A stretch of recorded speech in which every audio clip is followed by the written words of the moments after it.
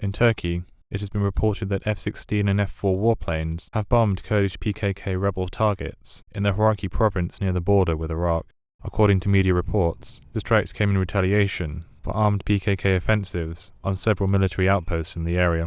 In a statement published by the Turkish General Chief of Staff, the Turkish military was said to have opened fire immediately in retaliation and in the strongest terms, before launching airstrikes. The Kurdish Firat news agency said that there had not yet been any confirmations concerning casualties or losses on the rebel side.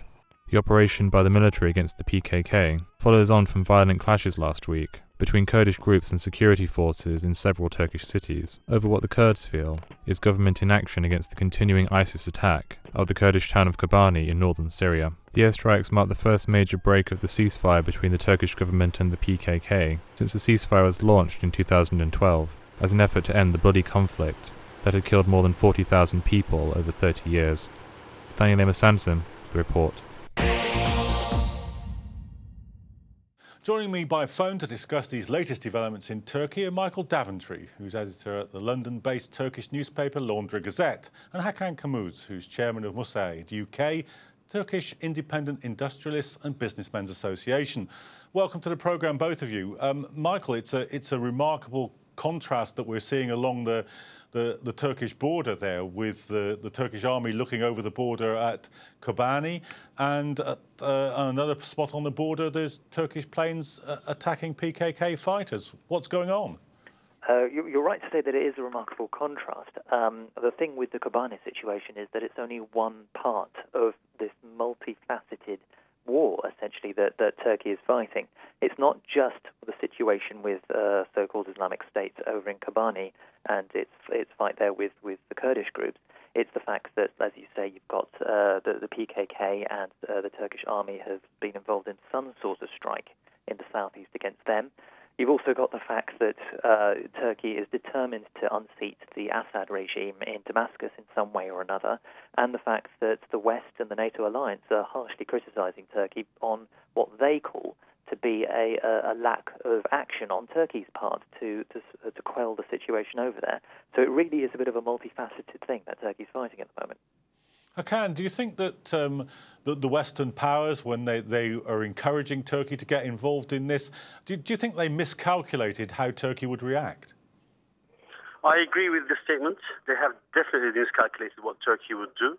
They thought Turkey would somehow jump at the opportunity of going to Syria, but that's not true. That's not how Turkey conducts its foreign policy. Besides, they expected Turkey to allow a lot of things to happen, but Turkey hasn't. I know recently there was news that Turkey allowed its bases to be used and whatnot, but that's not true. And the foreign minister recently denied that Turkey has allowed bases in Turkey to be used against ISIS.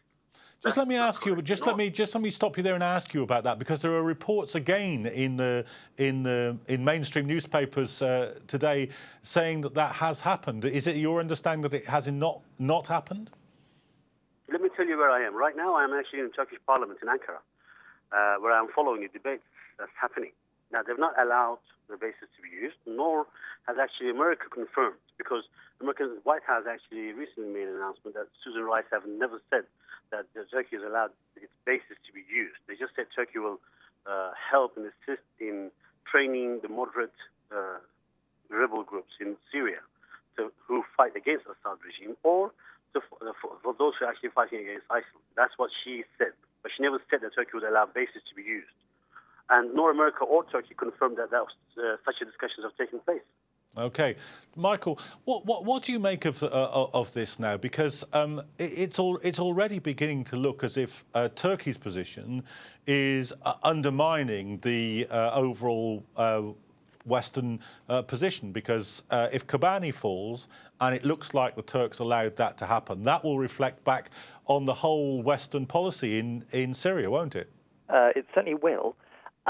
The thing that makes this particular crisis so difficult to follow at the moment, John, is the fact that we're in the midst of the storm, and it's very difficult to see what exactly each of the actors in this particular conflict are planning to do next. For example, not necessarily the Kobani issue, but what's happening with the PKK in the southeast towards the Iraqi border suggests that I mean, effectively, the ceasefire that's been in place between the Turkish state and the PKK has effectively collapsed, even though in name it is still there. And the street fighting that we've seen on the streets of some southeastern Turkish cities points to the same thing as well. It's very difficult to analyse precisely where we can go forward from here. And if there is a concrete plan in Ankara for the government to move forward, then we will hopefully see something from it soon. My feeling, though, is that the Turkish government isn't on top of what is going on. Hakan, you're there. Do you think that's right? That in fact it's not just the West that have miscalculated, but I mean, Turkey's foreign policy has gone from the famous no problem with its neighbours to problems with, well, quite a lot of its neighbours, hasn't it? The sentence have an irony in it, and I'm sure you don't mean you don't intend no pun in there. But having a policy of not have any problem with your neighbours is a good moral foreign policy. Although you may have problem with your neighbours, and we had problem with Syria, and to a certain extent we have a problem with Iraq because of what's going on in these both countries.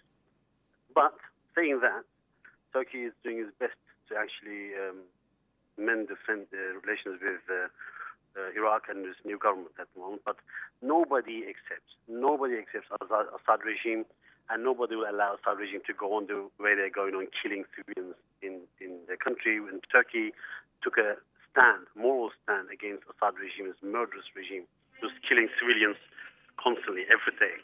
Therefore, I don't see any problem with their foreign policy somehow it being wrong. It's not wrong, and I'm sure they will improve their relationship with Iraq as we have a new government in there. Okay. That, may I just add this, John?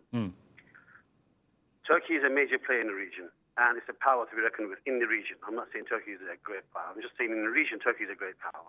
And they do have independent foreign policy, detached from Western influence, detached from what others may have as an opinion. They have to have their own policies that they have to implement, which is what they're doing. Although Western friends, so-called allies, may not like it, but Turkey now has its own foreign policy that they're trying to implement. Okay. Hakan Camuz joining us from Ankara, thanks very much, and to Michael Daventry as well. Now, before we take our next break, let's take a look at what people think.